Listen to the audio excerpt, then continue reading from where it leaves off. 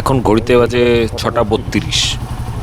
আমরা এখান থেকে সোজা যাব হচ্ছে বালি ব্রিজ থেকে ডান দিক মারবো, মানে মেরে যাব হচ্ছে Delhi road, old Delhi road ধরবো এবং সেখান থেকে সোজা গিয়ে চন্দননগরে পৌঁছবো। এটাই আপাতত আমাদের প্ল্যান আছে। এবার আমাদের স্বপ্নের শহর হচ্ছে চন্দননগর। কলকাতায় যদি অফবিট ডেস্টিনেশন আপনারা দেখতে চান কলকাতার মধ্যে, সেটা হচ্ছে চন্দননগর। এখানে কলকাতা থেকে শ্যামবাজার থেকে যদি দেখা যায় তাহলে অনলি 44 কিলোমিটার্স, 1.5 ঘন্টা, 1.25 ঘন্টা মতো লাগবে। গাড়িতে গেলে 1.25 ঘন্টা আর বাইকে গেলে 1.5 ঘন্টা। তো আমরা সেটার পথেই আজকে রওনা হয়েছি রবিবার সকালবেলা। অ্যান্ড দ্য ওয়েদারটা দারুণ। জাস্ট এখন 27-28 ডিগ্রি সেলসিয়াস, যেটা খুবই মনোরম ওয়েদার এবং সানি ডে সানডে। তো আমরা এখন সেটার জন্যই যাচ্ছি। এখন বিটি রোডে আছি। বিটি রোড থেকে আমরা ডান দিক মারবো, ডানলপের ওখান দিয়ে আমাদেরকে ধরতে হবে বালি ব্রিজ। তো সেই রাস্তাটার পথেই আমরা আর কি এগিয়ে চলেছি।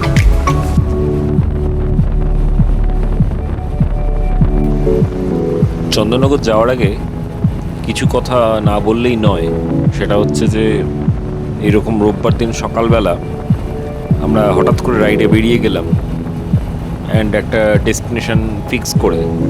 এটা কিন্তু কোনো আনন্যাচারাল কিছু ব্যাপার নয়।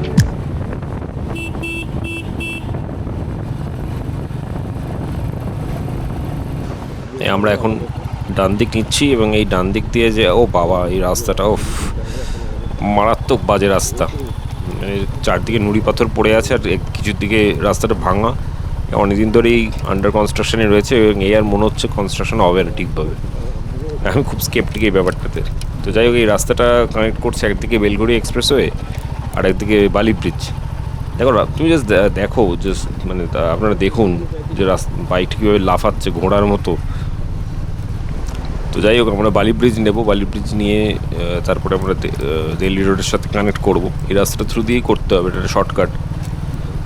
তো মাঝে মাঝে এরকম প্যাচি রোড হবেই, কিছু করার নেই।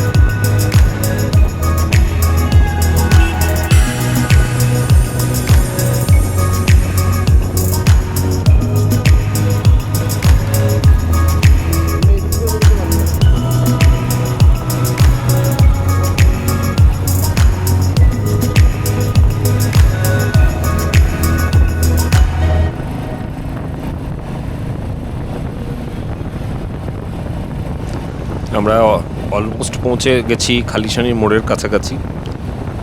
কালিশানি মোড় থেকে ডান দিকটা নেব, ডান দিক নিলেই ভোলা রোড পড়বে। এই যে আমরা এসে গেলাম কালিশানি মোড়, এখান থেকে ডান দিক নিতে হবে। সিগন্যাল খোলাই আছে, অসুবিধা নেই।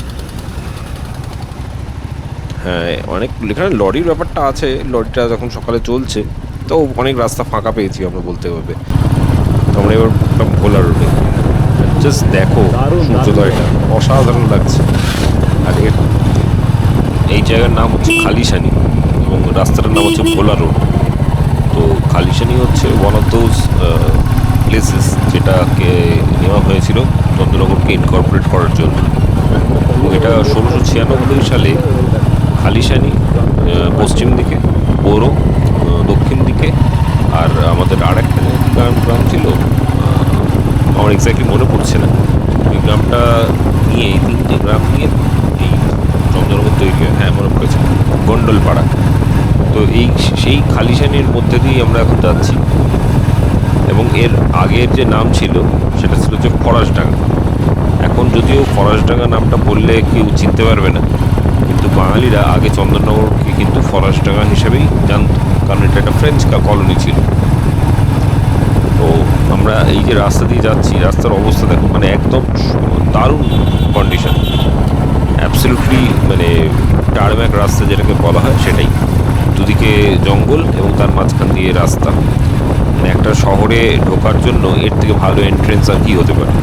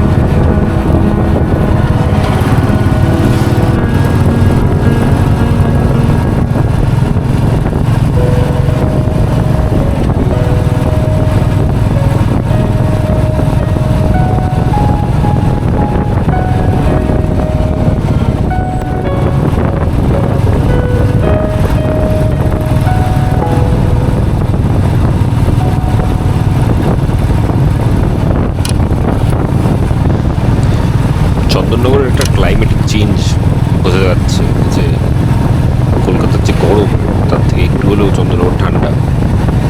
দুদিকের গাছপালার দিকের যে গ্রিনারিটা আছে, তারপরে তো বোঝাই যায় যে আমাদের চন্দননগর কতটা বাসযোগ্য। ইভেন এখানকার AQI, যেটা এয়ার কোয়ালিটি ইন্ডেক্স, সেটাও যথেষ্ট কম।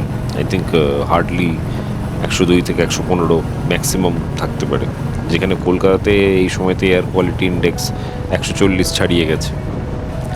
তো সেক্ষেত্রে আমরা দেখি সবসময়তেই যে চন্দননগরের মধ্যে যে একটা অদ্ভুত রকমের এনভায়রনমেন্টাল পজিটিভনেস আছে, সেটা কিন্তু অন্য জায়গায় চট করে পাওয়া যায় না। এবং তাও আবার যেখানে এই শহরটা যথেষ্ট পরিমাণে উন্নত।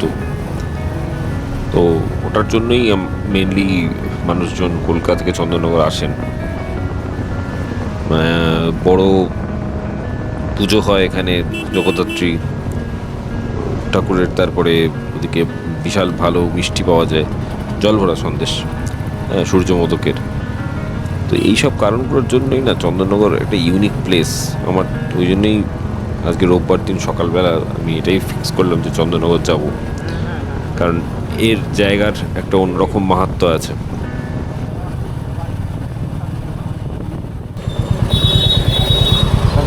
স্ট্যান্ডটা কোন দিকে হবে? এদিকে যাবে, বাঁদিকে? বাঁদিকে গিয়ে ডান দিকে যাবেন, ডান দিকে গিয়ে আবার বাঁদিকে ঢুকে যাবেন। স্ট্যান্ড স্ট্যান্ডে স্ট্যান্ড স্ট্যান্ড হ্যাঁ এইটা দিয়ে পায়ে একদম সোজা স্ট্যান্ড করে সোজা গিয়ে একদম সোজা গিয়ে বাঁ দিকে সোজা ওকে একটা পুরো নর্থ কলকাতার মতো এরিয়া।